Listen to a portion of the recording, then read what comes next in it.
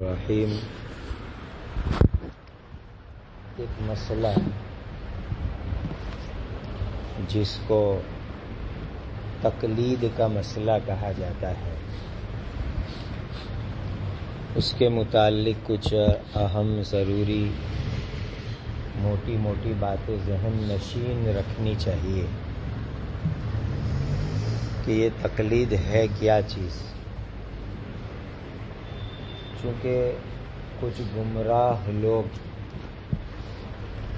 تقلید کے سلسلے میں بہت نامناسب اور غلط باتیں لوگوں کے ذہن کے اندر ڈالتے ہیں، اور بعض لوگ تو تقلید کو شرک، کفر، پتہ نہیں کہاں کہاں تک پہنچا دیتے ہیں۔ اس لیے یہ بھی ایک موضوع مختصر ذہن کے اندر رکھنا چاہیے۔ پہلی بات یہ ہے کہ تقلید، اجتہاد، قیاس وغیرہ کی ضرورت کیوں پیش آتی ہے، یہ ہے اہم سوال۔ یعنی عام طور پر انسان سوچتا ہے نا، کتاب اللہ قرآن مجید موجود ہے، حدیث شریف موجود ہے، تو پھر قرآن اور حدیث کے ہوتے ہوئے یہ تقلید کی، اجتہاد کی، قیاس کی کیا ضرورت ہے؟ اس سلسلے میں ایک بنیادی نقطہ یہ ذہن میں رکھو، مطاع بالذات اللہ سبحانہ و تعالی ہے۔ مطاع بالذات یعنی جس کی اطاعت کرنا ضروری ہو، ذات وہ اللہ تعالی کی ہے۔ حضرت نبی کریم صلی اللہ علیہ وسلم نے اللہ تعالی کے احکام کی تشریح فرمائی، وضاحت فرمائی، اور اللہ تعالی کے حکموں پر عمل کر کے دکھلایا۔ اسی لیے ہم نبی کریم صلی اللہ علیہ وسلم کی اطاعت کرتے ہیں۔ اب نتیجہ کیا نکلا؟ اللہ تعالی ہمارے پیدا کرنے والے، اللہ تعالی ہمارے مالک اور خالق، اللہ تعالی کی اور اللہ تعالی کے رسول حضرت محمد صلی اللہ علیہ وسلم کی اطاعت کرنا ہر مسلمان کے لیے فرض ہے۔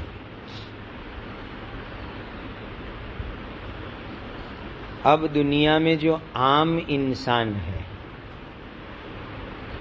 وہ ڈائریکٹ اللہ تعالی سے تعلق کر کے احکام نہیں لے سکتا،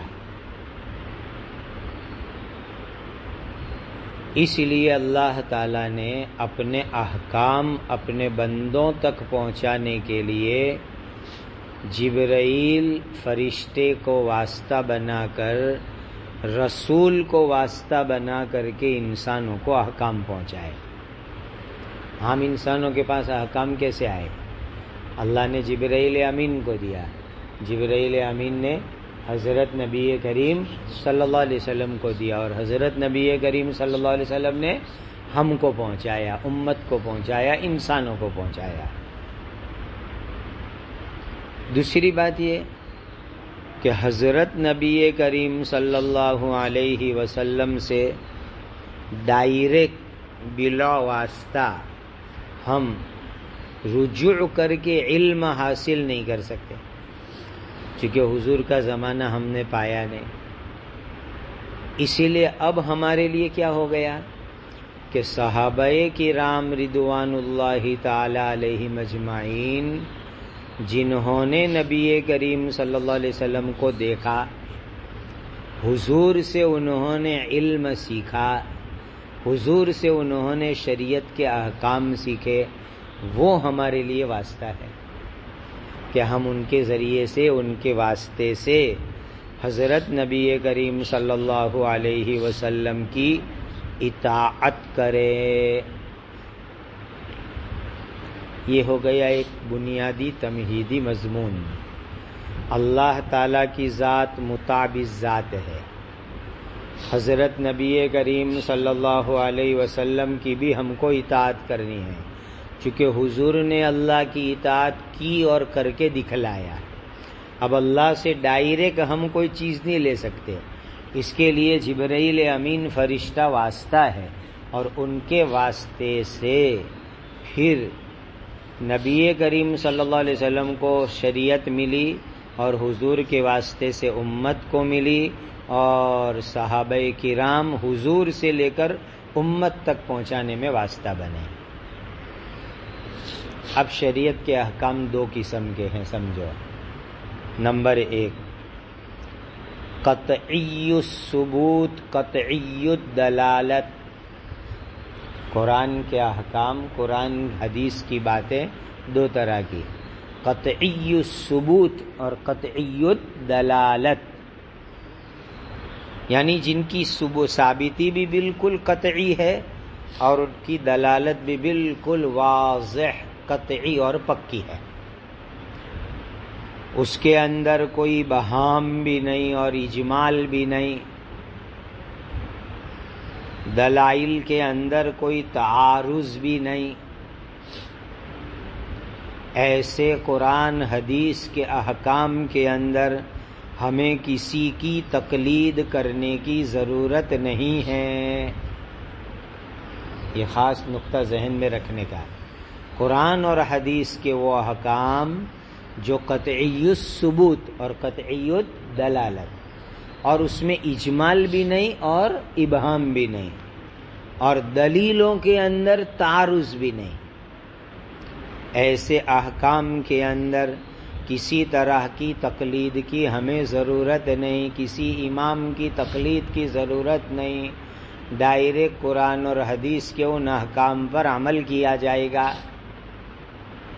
اس کی مثال لے لو، زنا کا حرام ہونا۔ اب یہ ایسی چیز ہے قطعی الثبوت، قطعی الدلالت، لا تقربوا الزنا، صاف صاف بات ہے، کوئی اجمال بھی نہیں، کوئی بہام بھی نہیں، کوئی دلیل میں تعارض بھی نہیں۔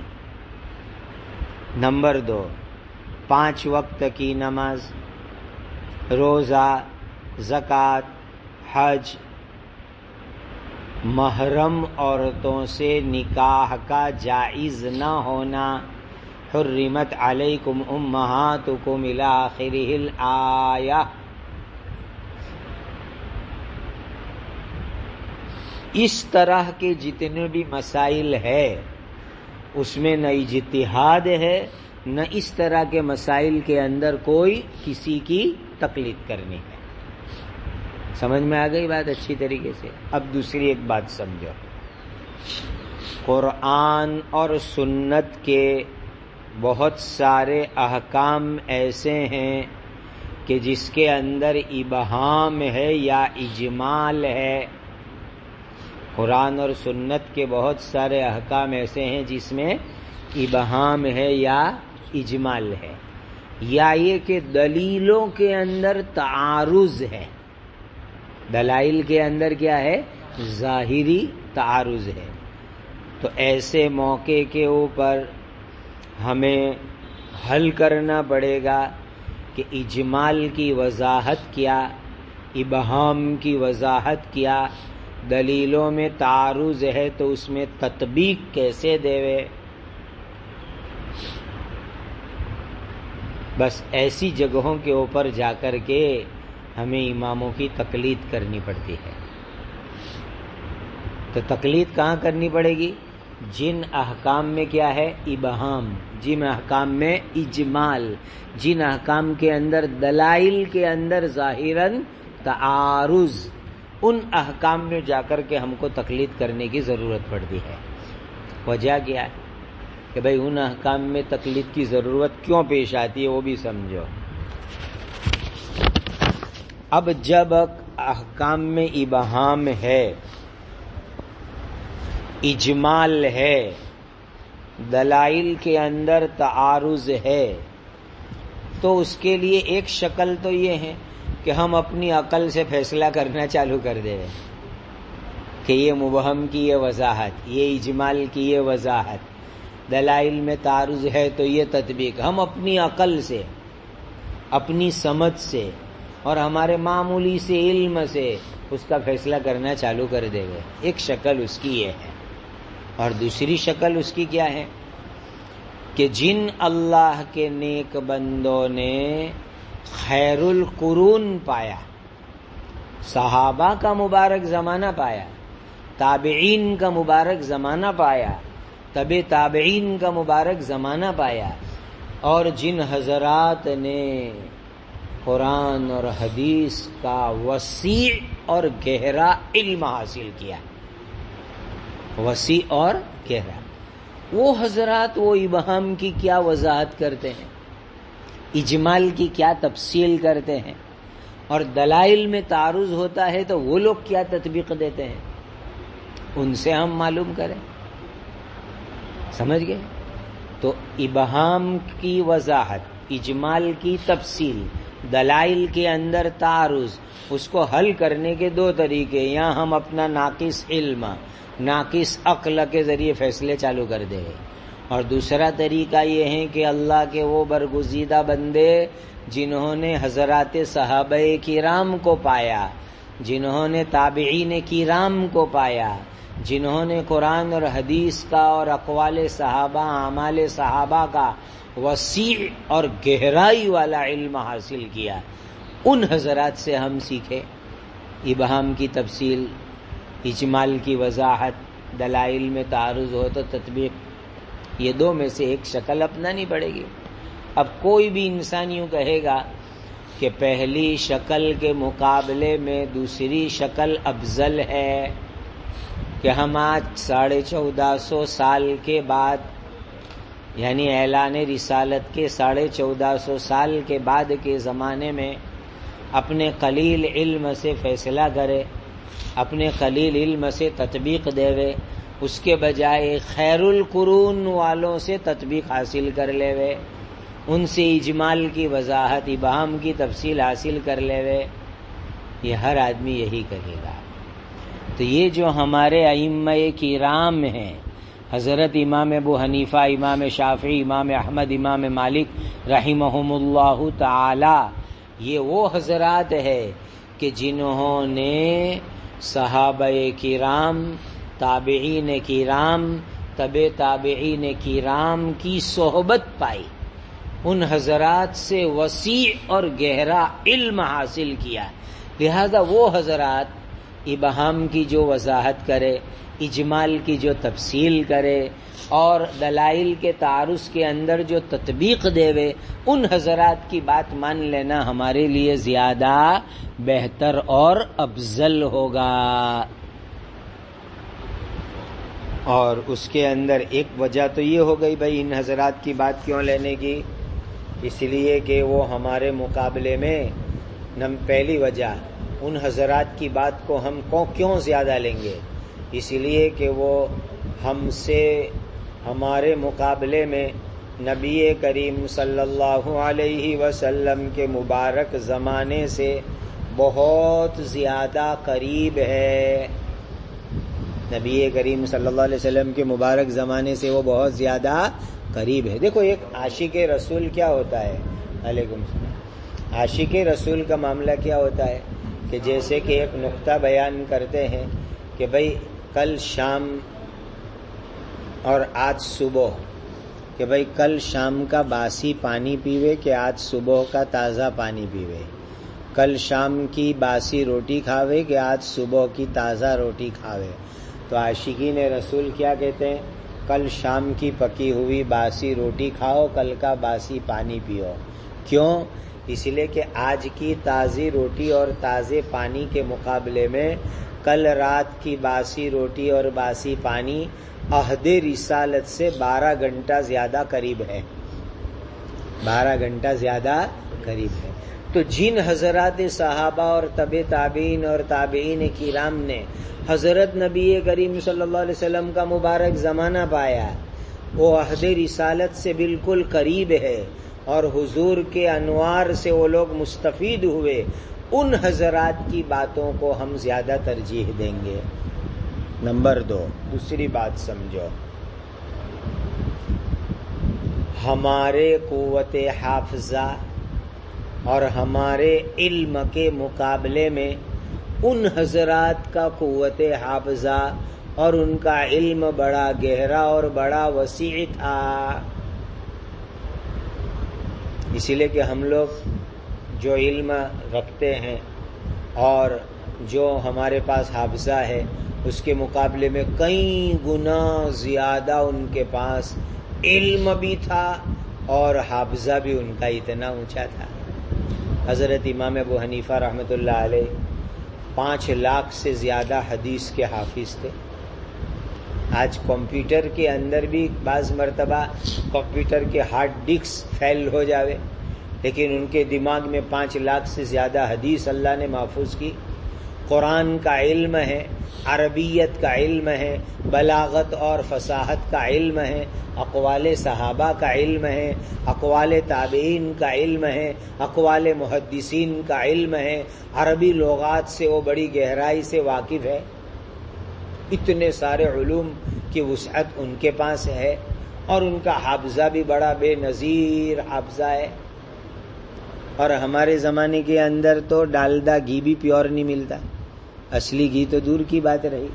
لہذا آج کے دور کے حافظے کیسے کہ بھئی کل جمعہ کو ناشتے میں کیا کھایا تھا وہ بھی یاد نہیں آتا بعض مرتبہ تو۔ ارے کل جمعہ کی نماز میں امام صاحب نے کیا پڑھا تھا پوچھ کے دیکھو مسجد کے مصلیوں کو، تو 90% مصلی کو معلوم نہیں ہوگا کہ کل امام صاحب نے جمعہ میں کیا پڑھا تھا۔ یہ حافظوں کا حال ہو گیا۔ اور دوسری طرف علم کا حال یہ کہ ہم لوگوں کو چند حدیثیں، چند آیتیں، چند مسئلے معلوم ہے، اس سے زیادہ کچھ نہیں۔ اور امت کا ایک بہت بڑا طبقہ ایسا ہے کہ جن کو بیچاروں کو کلمہ تک نہیں آتا ہے۔ دیکھ لو کتنا بڑا فرق ہو گیا۔ تو اب انسان یہی فیصلہ کرے گا کہ جن ائمہ کرام کا علم بڑا وسیع، جن کے حافظے بڑے عمدہ، ان حضرات نے جو تطبیقات پیش کی، انہوں نے جو اجمال کا ابہام کا تفصیل اور وضاحت کے ساتھ امت کو دین بتایا، اس کو ہم لوگ لیوے، یہ زیادہ بہتر ہے۔ تیسری بات سمجھو، ان حضرات کی بات ہمارے مقابلے میں اللہ سبحانہ و تعالی کے احکام پر عمل اور اطاعت اور گناہ سے بچنا، کمال تقوی، ورع، زہد، قناعت، اخلاص، تعلق مع اللہ، اتباع سنت، یہ اوصاف جو ان حضرات کے اندر تھے ان کے مقابلے میں ہمارے اندر بہت کم ہے۔ یہ جو اوصاف ہونے چاہیے ایک مرد مومن میں، جو اوصاف ان ائمہ کرام کے اندر تھے، تو ان ائمہ کرام کے مقابلے میں ہمارے اندر یہ اوصاف بالکل کم ہے۔ کہ بھئی حضرت امام ابو حنیفہ رحمۃ اللہ علیہ کو پتہ چلا کہ بھئی یہاں بکریاں چوری ہو گئی ہے، تو کسی کو بلا کے پوچھا بھائی بکری کی عمر کتنی ہوتی ہے، تو اس نے بتلایا کہ حضرت بکری کی عمر اتنے سال کی ہوتی ہے، تو اتنے سال بکری کا گوشت کھانا چھوڑ دیا کہ بھائی مارکیٹ کی بکری کا گوشت نہیں کھانے کا۔ اسی لیے کہ ہو سکتا ہے کہ وہ مسروقہ بکری لا کر کے بازار میں بکی ہو اور اس کا گوشت میرے پیٹ کے اندر آ جاوے، لہذا جتنی عمر بکری کی ہوتی اتنی عمر تک آپ نے بکری کا گوشت کھانا ہی چھوڑ دیا۔ اور آج تو ہم چوری کے بکروں کی قربانی کرتے ہیں۔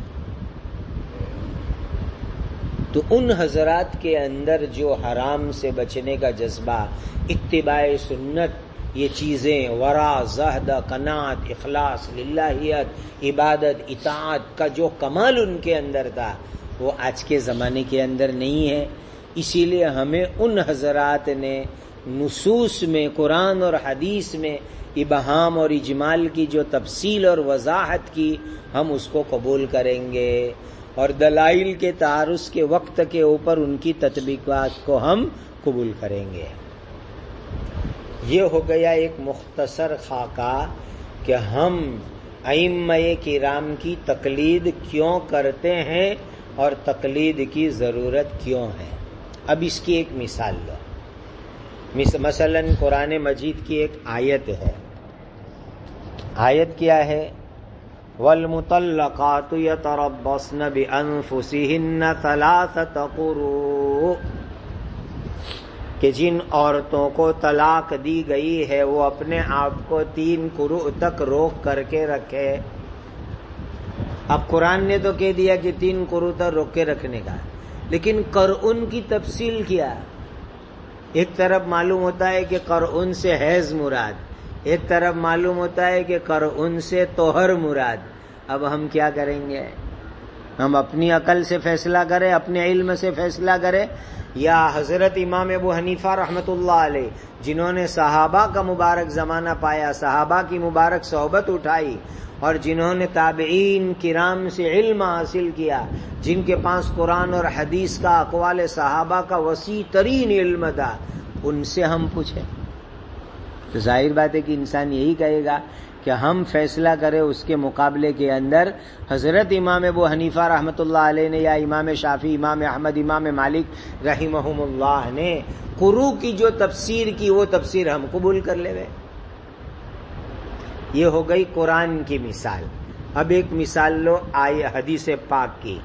حدیث کے اندر آتا ہے من لم یذر المخابرہ، جو آدمی مخابرہ نہ چھوڑے تو اللہ اور اس کے رسول کی طرف سے اس کے لیے جنگ کا اعلان ہے.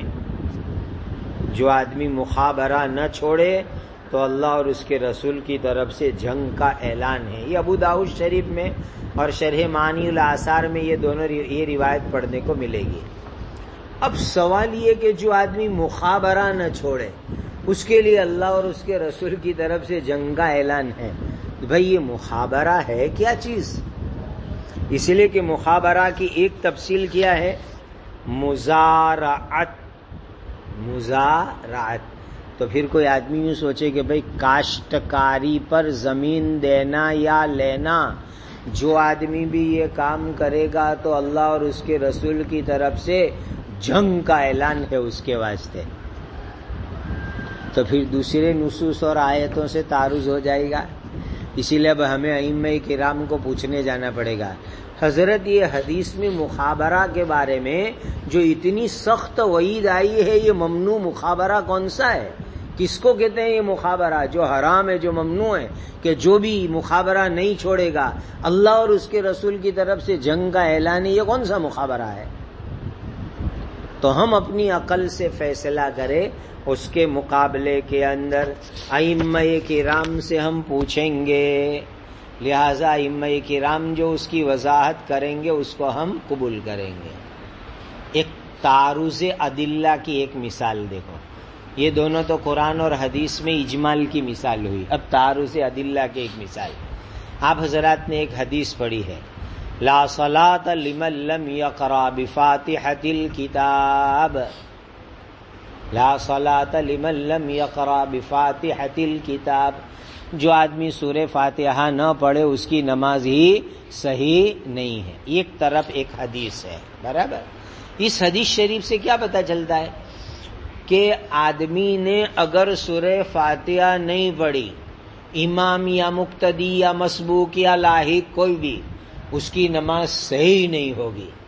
حدیث شریف کے ظاہری الفاظ کیا کہتے ہیں؟ لا صلاۃ لمن لم یقرأ بفاتحۃ الکتاب. اس کی نماز ہی صحیح نہیں ہوگی. دوسری طرف حدیث میں کیا آتا ہے کہ جس آدمی نے امام کو رکوع میں پا لیا اس نے رکعت کو پا لیا. جس آدمی نے امام کو رکوع میں پا لیا اس نے رکعت کو پا لیا. اب ظاہر بات ہے کہ ایک آدمی مسجد کے اندر آیا، ایسے وقت پر آیا کہ امام صاحب رکوع کے اندر ہے. اب وہ یوں کہوے کہ لا صلاۃ لمن لم یقرأ بفاتحۃ الکتاب، لہذا وہ الحمد شریف پڑھنے جاوے. اتنے تو امام صاحب رکوع تو کیا سجدے پورے کر کے دوسری رکعت میں آ جائیں گے. تو ایک طرف حدیث میں فرمایا کہ جس نے امام کو رکوع میں پا لیا اس نے رکعت کو پا لیا. اب رکعت کے اندر تو سورہ فاتحہ بھی آ گئی، تلاوت بھی آ گیا، سب کچھ آ گیا. تیسری چیز تعارض ادلہ میں ایک تیسری اس مثال کے اندر حدیث شریف کے اندر آتا ہے من کان لہ امام فقراءۃ الامام لہ قراءۃ، جس آدمی کا امام ہے تو امام صاحب کی قراءت اس کے لیے قراءت سمجھی جائے گی۔ دیکھو یہ حدیث شریف کیا کہتی ہے کہ امام کے پیچھے مقتدی کو چپ چاپ کھڑے رہنا ہے، کچھ نہیں پڑھنا ہے۔ دیکھا کیسا تعارض ہو گیا دلائل کے اندر۔ پہلی حدیث شریف کیا بتلا رہی ہے کہ سورہ فاتحہ کے بغیر کسی کی نماز صحیح ہونی نہیں چاہیے، چاہے امام ہو، مقتدی ہو، مسبوق ہو، لائق ہو۔ دوسری حدیث شریف کیا بتلا رہی ہے کہ امام کو رکوع میں پا لیا تو سورہ فاتحہ پڑھنے کی بھی ضرورت نہیں، اس کے لیے جو ہے امام کو رکوع میں پا لینا کافی ہو جائے گا۔ تیسری حدیث شریف کیا بتلا رہی ہے کہ جس کے لیے امام ہے تو امام کی قرات اس کے لیے کافی ہو جائے گی، اس کو الگ تھلگ قرات کرنے کی کوئی ضرورت نہیں۔ یہ ہو گئی تعارض ادلہ۔ اب تطبیق کیسے دیں گے؟ اب ایک شکل یہ ہے کہ ہم اپنی عقل سے تقلید یہاں فیصلہ کرنے بیٹھ جاوے، اور دوسرا یہ ہے کہ ان ائمہ کرام نے جنہوں نے عہد صحابہ عہد تابعین پایا، جن کے پاس وسیع اور گہرا علم ہے، ان حضرات کی تطبیق کو ہم قبول کر لیوے۔ تو ظاہر بات ہے کہ یہ ائمہ کرام جنہوں نے صحابہ تابعین طبع تابعین کا مبارک زمانہ پایا، انہوں نے جو تطبیق پیش کی وہ تطبیق ہم قبول کر لیوے۔ تو حضرت امام ابو حنیفہ رحمۃ اللہ علیہ نے بہترین تطبیق دی تینوں قسم کی روایت کے اندر کہ بھائی دیکھو من کان لہ امام والی حدیث یہ نماز با جماعت کے واسطے ہیں، اور لا صلاۃ لمن لم یقرأ بفاتحۃ الکتاب یہ حدیث شریف منفرد کے واسطے ہیں، اور جو آدمی رکوع کے اندر امام کو پالے ہوئے یہ مقتدی کے واسطے ہیں۔ کتنی پیاری تطبیق دی کہ تمام حدیثیں اپنی اپنی جگہ کے اوپر منطبق ہو گئی، اور ہر حدیث کے اوپر عمل صحیح ہو گیا، اور کوئی حدیث جو بھی ہے چھوٹنے نہیں پائی۔ تو یہ ائمہ کرام دلائل کے اندر احادیث کے اندر جو تعارض ہوتا ہے، ٹکراؤ ہوتا ہے، اس کی بہترین تطبیق پیش کرتے ہیں۔ اسی لیے جو ہے جہاں تعارض ادلہ ہوگا وہاں پر جو ہے ہمیں ان کی تقلید کرنی پڑے گی۔ یہ ہو گیا ایک بنیادی مضمون۔ ایک اور اہم بات ذہن کے اندر رکھنا، ہم ائمہ مجتہدین کو شارح مانتے ہیں، شارع نہیں مانتے۔ یہ جملہ خاص یاد رکھنا، ائمہ مجتہدین کو کیا مانتے ہیں؟ شارح۔ اور کیا نہیں مانتے؟ شارع۔ شارح کا مطلب کیا؟ نصوص کی شرح اور وضاحت کرنے والے۔ ائمہ کرام کا مقام مرتبہ کیا ہے؟ نصوص کی شرح کرنے والے۔ ائمہ کرام جو ہے شریعت بنانے والے نہیں ہیں، شریعت گھڑنے والے نہیں ہیں، شریعت جو ہے لانے والے نہیں ہیں، بلکہ شریعت کی وضاحت کرنے والے ہیں۔ تو ہم ان ائمہ کرام کو کیا مانتے ہیں؟ شارح، نہ کہ شارع۔ یہ ایک بہت اہم ترین جملہ ہے۔ ایک اور بات اس میں یاد رکھنا، حضرات ائمہ کرام جو بات بھی پیش کرتے ہیں وہ بات کے بارے میں ان کے پاس قرآن اور حدیث کی مضبوط ترین دلیل ہوا کرتی ہے، قرآن اور حدیث کی مضبوط ترین دلیل۔ یہ نہیں کہ ائمہ کرام نے جو کہہ دیا وہ ہم نے آنکھ بند کر کے مان لیا، ائمہ کرام نے جو کہا وہ آنکھ بند کر کے مان لیا، بلکہ ان ائمہ کرام کی طرف سے جو مسائل آتے ہیں یہ مسئلہ انہوں نے قرآن کی کون سی آیت سے لیا، کون سی حدیث پاک سے لیا، کون سے صحابی کے قول سے لیا، اس سلسلے کے ان کے اندر ان کے پاس دلیل ہوا کرتی ہے۔ اسی لیے ہم دلائل کی روشنی میں ان ائمہ کرام کی بات کو مانتے اور لیتے۔ اسی لیے یہاں پر ایک بات اور اہم سمجھ لو کہ تقلید کتنے مسائل کے اندر ہوتی ہے، کون کون سے مسائل کے اندر ہمیں تقلید کرنی ہے۔ تو ذہن کے اندر رکھنا کہ 3 قسم کے مسائل کے اندر تقلید ہوتی ہے. کتنے قسم کے مسائل میں؟ 3 قسم میں. پہلا مسئلہ سمجھو، جہاں نص فہمی کے اندر اختلاف ہو. کہاں پر؟ نص فہمی میں اختلاف ہو، وہاں ہم ائمہ کرام کی بات کو مانیں گے. نص فہمی یعنی کہ اس نص کا کیا مطلب، اس آیت کا کیا مطلب، اس حدیث شریف کا کیا مطلب، یہ نص فہمی کے اندر جہاں اختلاف ہوتا ہے وہاں ائمہ کرام کی ہم لوگ تقلید کریں گے. نمبر 2، ناسخ اور منسوخ کو متعین کرنے کے اندر ائمہ کرام کی بات کو مانا جائے گا. کون سی آیت کون سی حدیث ناسخ ہے، کون سی آیت کون سی حدیث منسوخ ہے، اس میں حضرات ائمہ کرام کی بات کو مانا جائے گا. یعنی کون سی آیت کون سی حدیث مقدم اور کون سی آیت کون سی حدیث نزول کے اعتبار سے مؤخر، وہاں جا کر کے ائمہ کرام کی بات کو مانا جائے گا. تیسری بات سمجھو، جو مسائل استنباطی ہوتے ہیں، جو مسائل استنباطی ہوتے ہیں وہاں ائمہ کرام کی بات کو مانیں گے. اس لیے کہ قیامت تک حضرت نبی کریم صلی اللہ علیہ وسلم کی شریعت ہے قیامت تک، اور قیامت تک امت کے اندر حالات بدلیں گے، زمانہ بدلے گا، دور بدلیں گے، نئے نئے مسائل پیش آئیں گے، نئے نئے ضرورت، نئے نئے تقاضے پیش آئیں گے.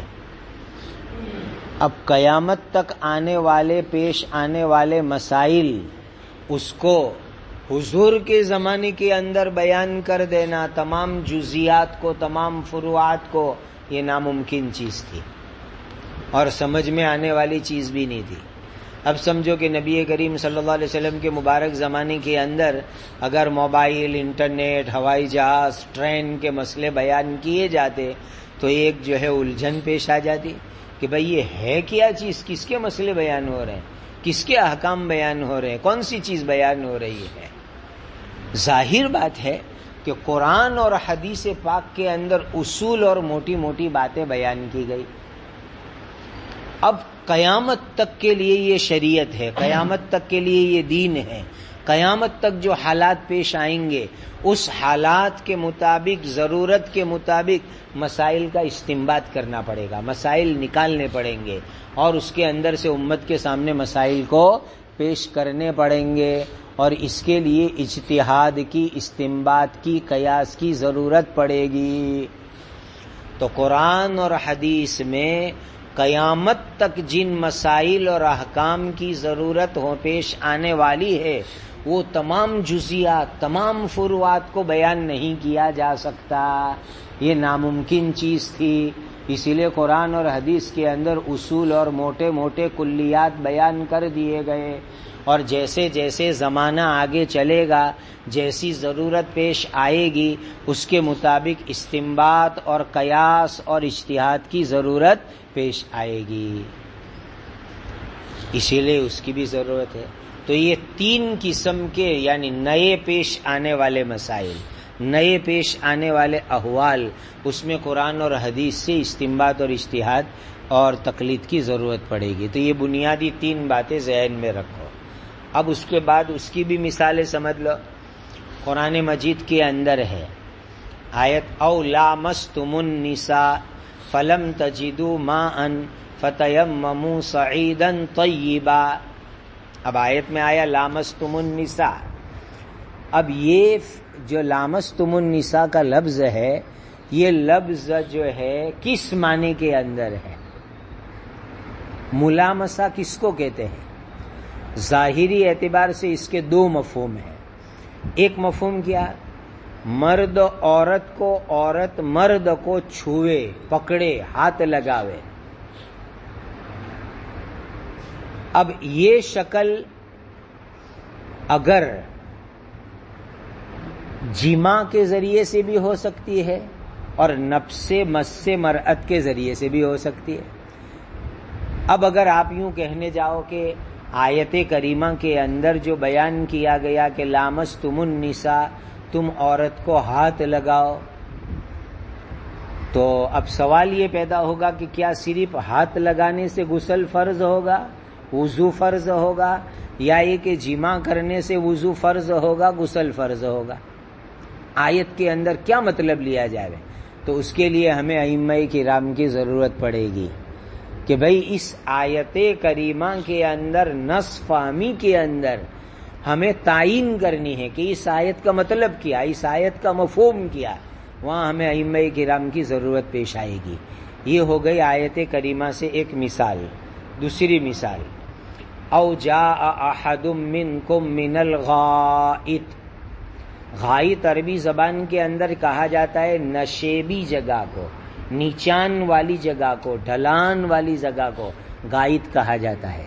اب کیا آیت کے اندر یہ مطلب لیں گے کہ جو آدمی کہیں نیچان والی ڈھلان والی جگہ سے آیا اس کو آ کر کے وضو کرنے کا، یا یہ کہ غائط سے مراد لیا جاوے کہ ڈھلان والی جگہوں میں چھپ کر کے قدیم زمانے میں جو قضائے حاجت کرتے تھے، استنجا کرتے تھے، اس سے کوئی آدمی فارغ ہو کر کے آوے، کیا مراد لیا جاوے؟ تو وہاں ہمیں ائمہ کرام سے پوچھنا پڑے گا کہ بھئی اس آیت کے اندر کیا مطلب لیں گے، کیا مفہوم لیں گے اس آیت کریمہ سے؟ تو گویا کہ نصوص کے الفاظ کو سمجھنے کے اندر جہاں ضرورت پڑے گی، اختلاف ہوگا، وہاں پر ہم ائمہ کرام سے مدد لیں گے کہ بھئی اس آیت کا کیا مفہوم ہے، کیا مطلب ہے۔ دوسری ایک بات، اس کی ایک اور مثال حدیث میں آتا ہے، صلاۃ اللیل مثنا مثنا، کہ رات کی نمازیں 2 رکعت کر کے پڑھی جائے گی، پھر جب تم کو صبح ہونے کا ڈر ہوئے تو تم 1 رکعت سے وتر کر لو۔ رات کی نمازیں 2 رکعت پڑھ کر کے پڑھو، اور جب صبح صادق ہونے آئے تو 1 رکعت سے وتر پڑھو، یہ حدیث شریف میں آیا۔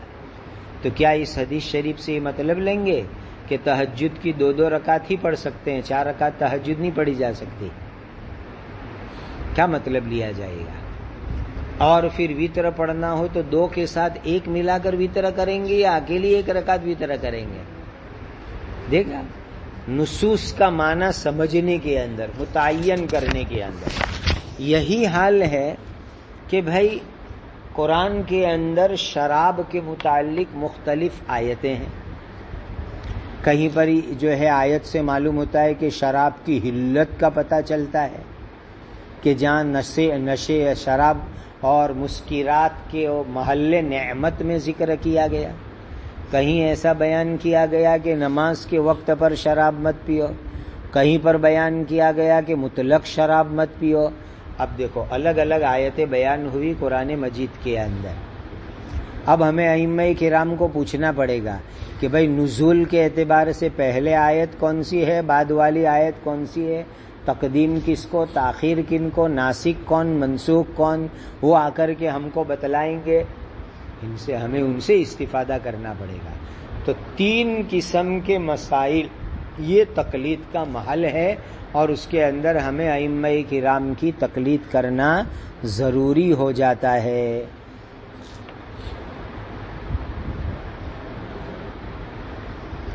ایک اہم نقطے کی بات سمجھو، اجتہاد، قیاس، یہ بھی وحی کے درجے کے اندر ہے، حکماً وحی کے درجے کے اندر ہے۔ یہ جملہ خاص یاد رکھنا، اجتہاد اور قیاس یہ بھی حکماً وحی کے درجے کے اندر ہے۔ دلیل دیکھ لو اس سلسلے کے اندر۔ نمبر 1، قرآن مجید کے اندر اللہ تعالیٰ نے ارشاد فرمایا، یا ایھا الذین آمنوا اطیعوا اللہ واطیعوا الرسول واولی الامر منکم، اے ایمان والو اللہ کی اطاعت کرو، اللہ کے رسول کی اطاعت کرو، اور اولو الامر کی اطاعت کرو۔ ابھی اولو الامر سے کون لوگ مراد؟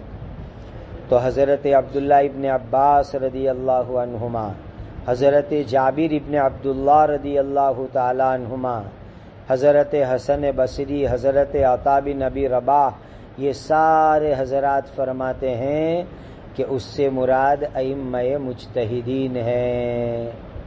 یا ایھا الذین آمنوا اطیعوا اللہ واطیعوا الرسول واولی الامر منکم. تو اولو الامر سے جلیل القدر صحابہ اور تابعین، اس کا ایک مطلب لیتے ہیں ائمہ مجتہدین، کہ ائمہ مجتہدین جو اجتہاد کرے اس کے اندر تم ان کی اطاعت کرو. نمبر 2 ایک دوسری دلیل لے لو اس سلسلے کے اندر. فَإِن تَنَازَعْتُمْ فِي شَيْءٍ فَرُدُّوهُ إِلَى اللَّهِ وَالرَّسُولِ. کہ اے ائمہ مجتہدین، تمہارے اندر اگر اختلاف ہو جائے تو تمہیں قرآن اور حدیث کو سامنے رکھ کر فیصلہ کرنا ہے. یہ عام امت کے لیے نہیں ہے. فَإِن تَنَازَعْتُمْ فِي شَيْءٍ، یہ آیت کریمہ ہے ائمہ مجتہدین کے لیے. چنانچہ مشہور غیر مقلد عالم نواب صدیق حسن خان صاحب نے فتح البیان کے اندر یہی بیان کیا کہ اس آیت کریمہ کے مخاطب کون ہیں؟ ائمہ مجتہدین، نہ کہ عام امت. اب دوسری دلیل لے لو. وَإِذَا جَاءَهُمْ أَمْرٌ مِّنَ الْأَمْنِ أَوِ الْخَوْفِ أَذَاعُوا بِهِ وَلَوْ رَدُّوهُ إِلَى الرَّسُولِ وَإِلَى أُولِي الْأَمْرِ مِنْهُمْ لَعَلِمَهُ الَّذِينَ يَسْتَنبِطُونَهُ مِنْهُمْ. یہ آیت میں کیا فرمایا گیا؟ اصل میں نبی کریم صلی اللہ علیہ وسلم کے مبارک زمانے کے اندر منافق پارٹی کا کام کیا تھا؟ جھوٹی افواہیں پھیلانا، جھوٹی خبریں پھیلانا. یہ ان کا رات دن کا دھندا تھا. بیٹھے بیٹھے جھوٹی خبریں، جھوٹی افواہیں پھیلاتے رہتے تھے. تو اس آیت کریمہ سے ان کو تاکید کی گئی کہ تم لوگوں کو حضرت نبی کریم صلی اللہ علیہ وسلم کے پاس آ کر کے بات پیش کرنے کی، یا تو اولو الامر کے پاس آ کر کے بات پیش کرنے کی، تاکہ وہ لوگ کیا کریں گے؟ لَعَلِمَهُ الَّذِينَ يَسْتَنبِطُونَهُ مِنْهُمْ، وہ لوگ استنباط کر کے بات کی تہ میں پہنچ کر کے حقیقت ظاہر کریں گے. تیسری دلیل، فَلَوْلَا نَفَرَ مِنْ كُلِّ فِرْقَةٍ مِّنْهُمْ طَائِفَةٌ لِيَتَفَقَّهُوا فِي الدِّينِ وَلِيُنذِرُوا قَوْمَهُمْ إِذَا رَجَعُوا إِلَيْهِمْ لَعَلَّهُمْ يَحْذَرُونَ. یہ سب دلیلیں ہیں قرآن مجید سے. اس سے معلوم ہوتا ہے کہ جو اجتہاد اور قیاس کر کے جو بات کہی جائے گی وہ بھی وحی کے درجے کے اندر ہوگی. اور قرآن مجید میں ایک جگہ پر باری تعالیٰ نے فرمایا سورہ نحل کی آیت نمبر 44 کے اخیر میں، وَلَعَلَّهُمْ يَتَفَكَّرُونَ، وہ لوگ غور فکر کریں. اور قرآن اور حدیث میں غور اور فکر کرنے کا کام ائمہ مجتہدین انجام دیتے ہیں. اور اس کی ایک بہت بڑی دلیل ہے ابو داؤد شریف کی وہ حدیث، حضرت معاذ رضی اللہ تعالیٰ عنہ کو جب نبی کریم صلی اللہ علیہ وسلم نے یمن کا گورنر بنا کر کے بھیجا تھا، ذمہ دار بنا کے بھیجا تھا، تو آپ صلی اللہ علیہ وسلم کی جو ان سے گفتگو ہوئی اس کے اندر اخیر میں حضرت معاذ نے کیا عرض کیا کہ حضور میں اجتہاد کروں گا، اجتہد بھی رائی، میری رائے سے قرآن اور حدیث میں اجتہاد کروں گا. تو ان کا یہ جواب سن کر نبی کریم صلی اللہ علیہ وسلم نے اللہ کا شکر ادا کیا. الحمدللہ الذی وفق رسول اللہ صلی اللہ علیہ وسلم لما یرضی رسول اللہ. اللہ کا شکر ہے کہ اللہ تعالیٰ نے اپنے رسول کے رسول کو، چونکہ حضرت معاذ حضور کے قاصد بن کر کے جا رہے تھے، ان کو وہ بات سمجھائی جو اللہ کے رسول کو پسند ہے. تو اس طریقے سے قیاس اور اجتہاد کے ثبوت کے اوپر قرآن اور حدیث کے اندر بہت سارے دلائل ہیں.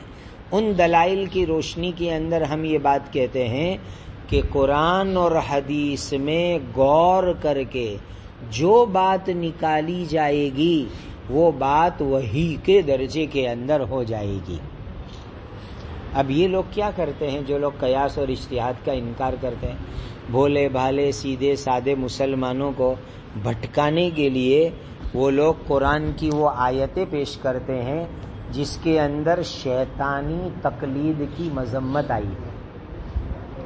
جس کے اندر بلا دلیل شرعی تقلید کی مذمت آئی ہے، جس میں آباء و اجداد کے طور و طریق کی تقلید کی مذمت آئی ہے، ان آیتوں کو لوگوں کے سامنے پیش کریں گے۔ جتنی بھی آیات یہ غیر مقلد لوگ تقلید کے خلاف پیش کرتے ہیں، وہ تمام کی تمام آیتیں تقلید شرعی اور دینی کے بارے میں ہے ہی نہیں۔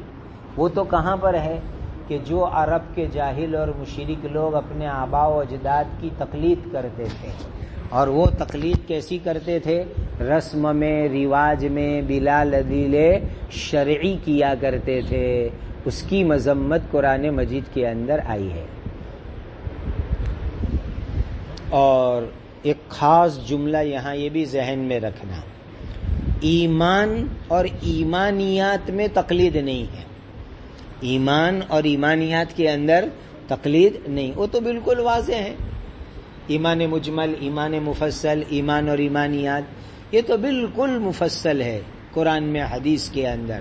تقلید کی ضرورت پیش آتی ہے فروعی، جزئی، نئے پیش آنے والے احکام کے بارے کے اندر۔ تقلید کی ضرورت پیش آئے گی کہاں؟ فروعی اور نئے پیش آنے والے احکام کے بارے کے اندر۔ اس کے علاوہ جو ہے عام طور پر اس کی ضرورت پیش آتی نہیں ہے۔ تو تقلید تو بہت بڑی نعمت ہے، کوئی مذمت اور برائی کی چیز نہیں ہے۔ قلادے سے مشتق ہے تقلید، اور قلادے کے معنی آتے ہیں گلے میں ہار پہننا، اور ہار پہننا تو زینت کی علامت ہے۔ آپ جانتے ہیں کہ دو قسم کے کتے بازار میں گھومتے ہیں، ایک جس کے گلے کے اندر پٹا ہو اور ایک بغیر پٹے کا۔ جس کے گلے میں پٹا ہوتا ہے لوگ سمجھتے ہیں یہ کسی کی ملکیت کے اندر ہے، لہٰذا لوگ اس کو مالک کے پاس پہنچانے کی کوشش کرتے ہیں، اور ایک بغیر پٹے کا ہوتا ہے کہ بھئی یہ گھومتا کتا ہے، اس کو پکڑ کے مارو، یہ کرو وہ کرو۔ تو یہ تو گلے کے اندر پٹا ہونا تقلید کا یہ تو بہت اچھائی ہے، بہت بھلائی ہے اور بڑی نیکی کی علامت ہے۔ حضرت صوفی سلیمان لاجپوری رحمۃ اللہ علیہ یہ وہ خوش نصیب انسان ہے ہمارے گجرات کے، جو مرزا قادیانی کی زندگی کے اندر خود قادیان گئے تھے اور جا کے مرزا قادیانی سے بلا واسطہ مباحثہ کیا تھا۔ حضرت صوفی سلیمان لاجپوری رحمۃ اللہ علیہ نے لکھا ہے کہ میں نے قادیان میں دیکھا کہ لوگ غیر مقلد ہیں، تو جس کے گلے میں تقلید کا پٹا نہیں ہوگا وہ گمراہی میں پھنسے گا، وہ غلط فرقوں کے ہاتھ کے اندر پھنسے گا، اور جس کے گلے کے اندر تقلید کا نورانی پٹا ہوگا وہ کبھی گمراہی کے پھندے میں پھنسے گا نہیں، تقلید کی برکت سے۔